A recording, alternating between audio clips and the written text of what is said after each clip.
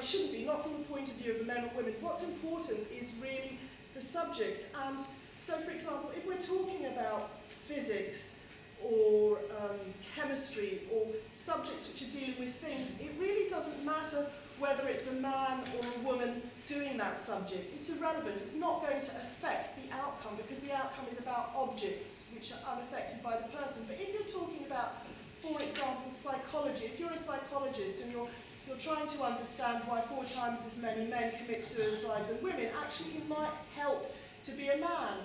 Or if you're a teacher and you're trying to understand why boys are dropping out, or you're trying to prevent boys dropping out of the education system, then it might help to be a woman. So I think what we need to look at is the subject. And if in a particular subject, let's say architecture, I believe actually it is equal now, but if in the past there were more male architects, well, I'd like there to be more female architects because women spend more time at home generally, or they used to anyway, or they'd like to, actually, the evidence suggests. So, it'd be good to have more female architects. So if it actually impacts on the subject, then you should do something to redress it. If it doesn't impact on the subject, then, just let it be. And I think if you do actually really want to increase the number of women engineers or whatever, I think we do have a shortage of them, and I suspect it's because engineering doesn't actually have a very high profile in this country. I did interview engineering companies about 15 years ago, and they talked about the difficulty of recruiting engineers because it simply has a lower profile, and apparently we don't have the same level of professional qualification which say law or medicine does. So if you really want to get more women engineers, more engineers in general, including more women engineers, raise the profile perhaps, give it extra qualifications, increase the pay possibly. And the other thing which I wrote in the article yesterday, a bit facetiously, is that make a thriller, make a thriller about a glamorous engineer. Good luck with that one. Well, maybe that's a problem, but that would get more engineers on board. So I think that. So basically, I think that sort of covers it. And if anybody has any questions or anything to say, I'd be very interested in hearing. Fantastic. Thank you for listening.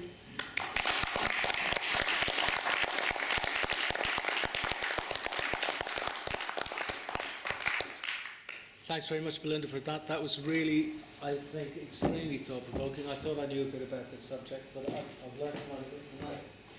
So please, if anyone's got any questions of any nature, please go ahead. Did I understand you to be saying that you don't believe that the childcare issue is anything to do with the leaky pipeline? I always assume No, I think it's totally to do with the leaky pipeline. Sorry, I'm sorry, that's probably me not being clear. I think that it's interesting because I think that definitely all the research shows that women prioritise childcare and would like to be spending more time at home. There are a lot of different pieces of research which show women would like to spend more time with their children. But I actually think that there might possibly be other reasons. Academia is tough, and if you've got these nice qualifications, for example, if you could get a nice job as a civil servant, it may be that there are more, I think the civil service has got a much higher percentage of women. The civil service is very, this is entirely my hypothesising, but the civil service is a very family-friendly place, possibly even more family-friendly than academia, or just as much as, and it's well paid and it's got pensions. It's really, really tough being in academia, always applying for your bloody grants, and it's a tough place to be, and it may be that actually women have just got nicer options available to them, like going and getting a nice job in the civil service. So I think that the fact there are fewer women in academia, it might be because they're prioritising families, or it might be because they've got better options available to them. Sorry to put it like that.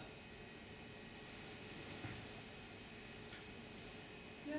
So you used quite a few examples where it was quite a small size. Have you actually looked whether, say, the women were given promotions on their merit? you know, I'm sure these, I mean, one of the things which I think might be true is that the women who do make it into STEM subjects, and it's the same the other way around, you know, like the men who make it into languages, when you've got a minority making it into a subject, they often are actually particularly talented and particularly good at the thing. So, you know, your female chemist might actually be really good, and she might be worthy.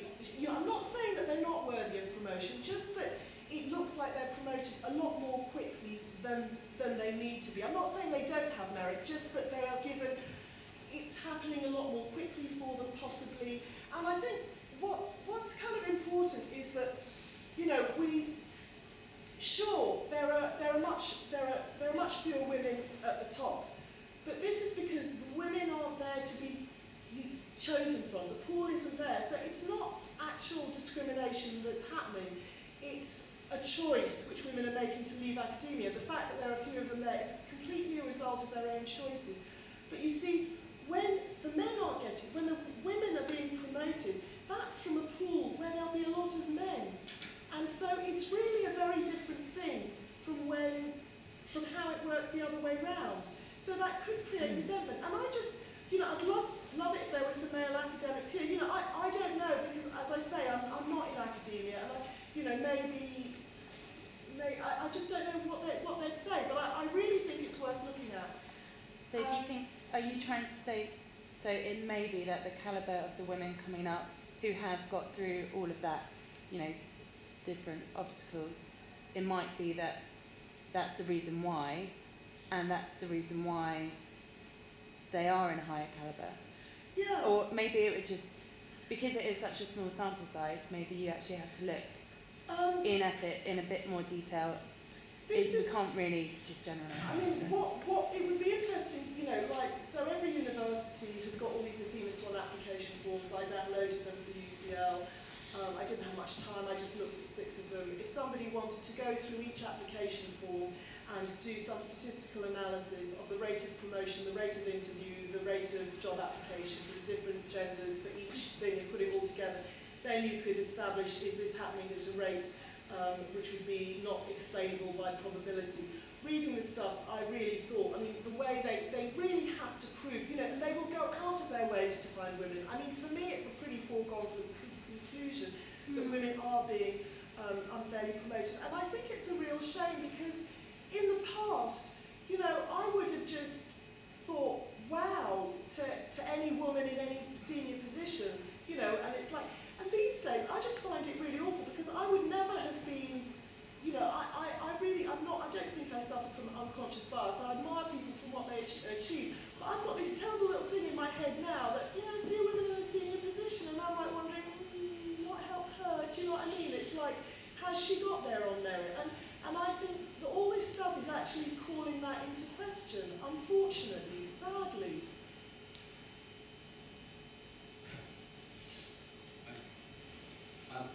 Given obviously, you know, we're in the world of academia, and obviously this is about studying facts, patterns and processes, given the evidence that you've presented to us, and the evidence that's been there for some time, what is the motive behind people who ignore the lack of boys and men going to university? Why are these clear facts being ignored by academics and policymakers? When, you know, what is their motive for choosing to ignore these facts? I think it's Martin I heard you use. I think it was you used this word, male gender blindness. Yeah, we definitely use Yeah, that. male gender blindness. And I think that this is a real thing. We've sort of been taught, you know, we've had these decades and decades of feminism, and we've been taught for so long to look at women that we've got this, like, male gender blindness. I think, Martin, that's a really good expression. You know, it's like, you know, and it's when you suddenly start looking out for it. It's the same thing, like, I've read women, some woman journalist talk about her, when she put on the glasses, how, you know, her feminist rose into, whatever, and she explained how suddenly she could see all this female discrimination. And, you know, I've been aware for a long time about discrimination against men. Actually, ever since I worked in homelessness, when I studied back in the late 80s in LSE and Kingsway, used to have loads of homeless people, and I got interested in homelessness. And then I just started to notice, and then I worked in homelessness, and I just, all these people are blokes. What's going on here? And so that was how I started to realise, it's like I'm hearing all this stuff about women, but it's the men who are sleeping on the street, it's the men in the hostels, and then you start sort of opening your eyes and think, what the heck's going on? So I think it's like it's really ideology. I mean, I think we're kind of in this cloud of ideology, and we're suffering from male gender blindness instead of just seeing things as they are both ways. Just to follow on from that, I think male gender blindness probably serves to reduce the cognitive dissonance that can occur if people who believe that the world is just unfair to women and men have got it all easy, if you start seeing that boys and men are having problems too, that can start really kind of messing with your head basically. But if you're blind to the problems of men and boys, as with male gender blindness, well then that reduces that sort of cognitive dissonance. There's another factor in that. It's the male gender blindness, but I would sort of hypothesise that it's also the nature of masculinity. Yeah. That a male evolutionary perspective on life is to kind of protect, to sort of take risks. In a way, we are tolerant of the male taking risks and protecting others. I guess that might have been a bit about what Neil might have talked about. So, the male as protector. That's an evolutionary difference. It's not better or worse. It's just a gender difference. And what we've got here is what you're seeing is differences in preference being sort of almost politicised as underrepresentation, and that as a problem. The fact that more women want to be nursery nurses than men doesn't have to be a problem. But there should be an equal opportunity for a man to be a nursery nurse. God knows what would happen to a man if he applied. They'd probably think he's a paedophile. But the point is that, it's what is a different. We're blind to gender difference, except when it applies to women. That's the weird thing. That there are things, there are areas of male life where men are suffering. I mean, there always have been. But so that. You're quite right. I think that adds to it. But I think it's the nature of men to not seek help. So that, we look at all the statistics in the health service. Men don't go for health. They kind of hang on in silence, and they commit suicide more because they hang on to their problems in shame. There's a difference in the way the male psyche deals with distress. They feel shame. On average, so obviously some men are more, there's an overlap, but on average, a male is more likely, and the statistics show this, to not seek help, to take risks, and therefore we're more comfortable with not addressing male problems, because that's kind of what men are there for in the first place. I mean, I think in the Titanic, a lot of men died more, in first class travelling, men died more than third class women, The men were there to protect the women and kids, and that was at the time of, So that's part of our, we've got to look at how much that's an evolutionary difference that we should honour and just play it out differently, or whether it's something we should try to change. But we need to look at the facts, and the facts are, the statistics don't lie. These are pretty massively powerful statistics. They show difference in preference. Yeah. And I also think, it's not men who are coming, I just don't know how much men would actually come out and complain about this stuff, actually. That's right. I mean, maybe there are lots of blokes who feel it and they just let it happen because... Well, they don't want to seem like they're whinging, because a man who complains is a whinger. Yeah. So maybe we should just change the discourse regarding talking about gender equality, because, for example, I watched a TED Talk from Chimamanda, We Should All Be Feminists, that highlights the fact that while there is more of an open space talking about female inequality, masculinity is still quite rigid. So I'm just wondering how maybe if we started talking about it more in schools, then we could begin to redefine gender. Maybe, I don't know, I mean, it gets complicated because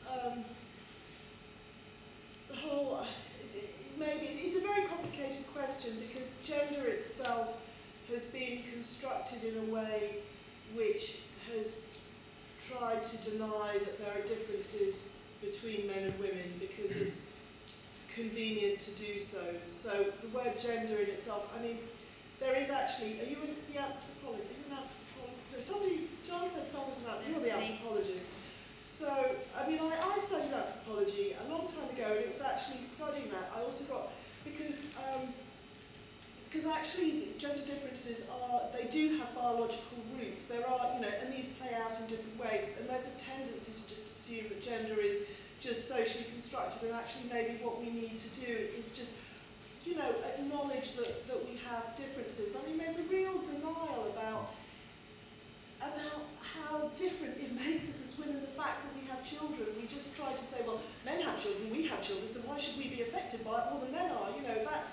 Well, it's really different, and when you have children, and the older you get, the more you realise actually these things, I think there is a word for it, embodiment, that's the sociological word, embodiment. We are differently embodied, and this impacts on our understanding of gender, and we do need to pay attention to those biological things. So I think simply starting to acknowledge that we are different, maybe in the way Martin is talking about, evolution has, I don't want to be a creationist, but, evolution has a role, yeah. Can I just say on that? Oh, Sean's being, sorry. Sorry. Sorry, Sean put his hand, sorry Martin. So, just given that, administrations and governments change every, whatever it is over here, I think it's about, is it 5-year term or something like that, how do these programs get continuity? Like, who drives that continuity in these programs? I mean, it's funny because when you try and see how the heck, it's like, I mean, this will come into being, I think, in 2017, and I don't really know.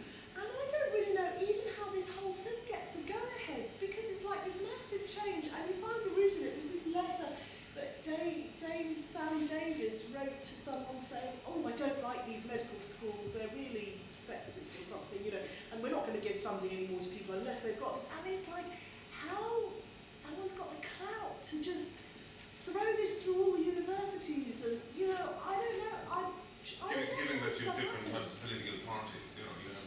I mean, I'm sure it will continue through political parties. I'm sure it will. So I can just say, Sally Davis, who's the medical advisor to the government, her term will last probably about a dozen years, which means she's got about another half a dozen years to go. And she's one of the main promoters of Athena's One. And she's the person who's decided that university funding will depend upon achieving this Athena's One silver, achieving a certain kind of level of what's called gender equality. Well, she's got a huge amount of clout. You see her a lot in the media, talking on different subjects. And interestingly, you don't see her talking about this subject. I mean, lots of people won't have heard about this. Lots of people won't come along to hear about Athena Swan.